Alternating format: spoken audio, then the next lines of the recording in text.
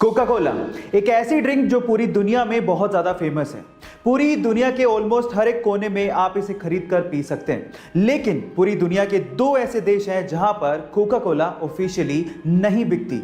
पर सवाल यह है कि वो कौन से देश हैं। डोंट वरी, मैं आपको बताता हूं। उन देशों के नाम है नॉर्थ कोरिया एंड क्यूबा। अब नॉर्थ कोरिया या क्यूबा का नाम सुन के शायद आप ये सोच रहे होंगे कि वहां के तानाशाही की वजह से ये ड्रिंक्स वहां पे नहीं बिकती होंगी, लेकिन ऐसा नहीं है।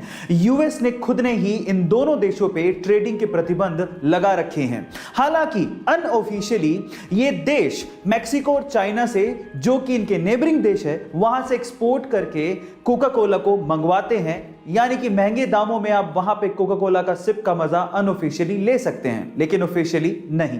गाइस, कंपनीज में सिलेक्शन किस बिहाफ पे होता है, क्या आपने कभी सोचा?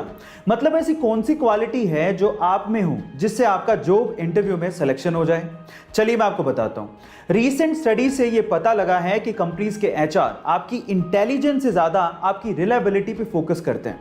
मतलब आपके दिमाग चलाओ एटीट्यूड से ज्यादा आप कितने टिकाऊ हो इस चीज पे ध्यान देते हैं।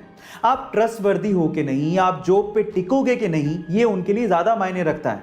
गाइस, आप लोगों ने स्कैम 1992 का ये डायलॉग तो सुना होगा, the most expensive thing in the world is trust and cheap people can't afford it. So guys, अपने इंटरव्यूअर को ये यकीन दिलाइए कि आप रिलायबल हैं। गाइज, बचपन से हमने ये पढ़ा है कि अर्थ और उसके साथ साथ सोलर सिस्टम के बाकी प्लैनेट सन के चारों तरफ चक्कर लगाते हैं, है ना? लेकिन एक्चुअली ऐसा है नहीं। अभी रीसेंट स्टडी से पता लगा है कि अर्थ और बाकी प्लैनेट और उनके साथ साथ सन खुद भी सोलर सिस्टम के सेंटर ऑफ मास के चारों तरफ चक्कर लगा रहे हैं। अब मजे की बात यह है कि सोलर सिस्टम का जितना भी मास है उसका 99.87% मास अकेले सन का ही है, और इसी वजह से सोलर सिस्टम का सेंटर ऑफ मास सन के पास ही लाई करता है। और इसी वजह से हमें ऐसा लगता है कि प्लेनेट एक्चुअली सन के चारों तरफ चक्कर लगा रहे हैं, लेकिन एक्चुअली सेंटर ऑफ मास के चारों तरफ सन, अर्थ और बाकी प्लेनेट चक्कर लगा रहे हैं। है ना इंटरेस्टिंग फैक्ट?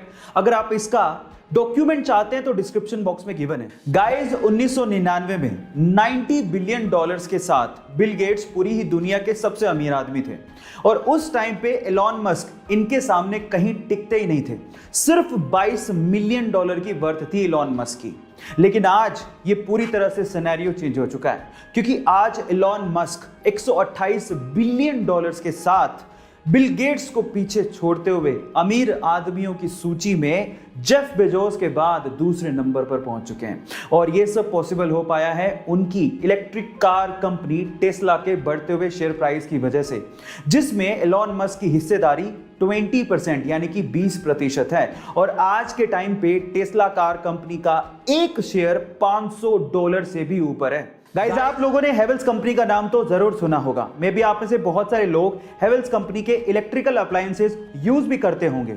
लेकिन मजेदार बात यह है कि बहुत सारे इंडियंस सिर्फ हेवेल्स कंपनी के नाम की वजह से इसे एक फॉरेन कंपनी मानते हैं, जबकि ऐसा है नहीं। ये एक प्योरली इंडियन कंपनी है, जिसका नाम इसके पहले ओनर हवेली राम गुप्ता के नाम पे रखा गया है, जिन्होंने इस कंपनी को उस समय मात्र 10 लाख रुपए में बेच दिया था। और आज ये कंपनी एक पब्लिक लिस्टेड कंपनी है जिसकी इवैल्यूएशन 5000 करोड़ रुपए की है, जिसमें लगभग 6000 लोग 50 अलग अलग देशों में काम करते हैं। है ना ये इंटरेस्टिंग फैक्ट? गाइस, ऐसे ही इंटरेस्टिंग फैक्ट्स के लिए यूट्यूब पे हमारे चैनल को सब्सक्राइब कर लीजिए। अगर आप इंस्टाग्राम पे देख रहे हैं तो मुझे फॉलो करना मत भूलिएगा। मिलते हैं अगली वीडियो में।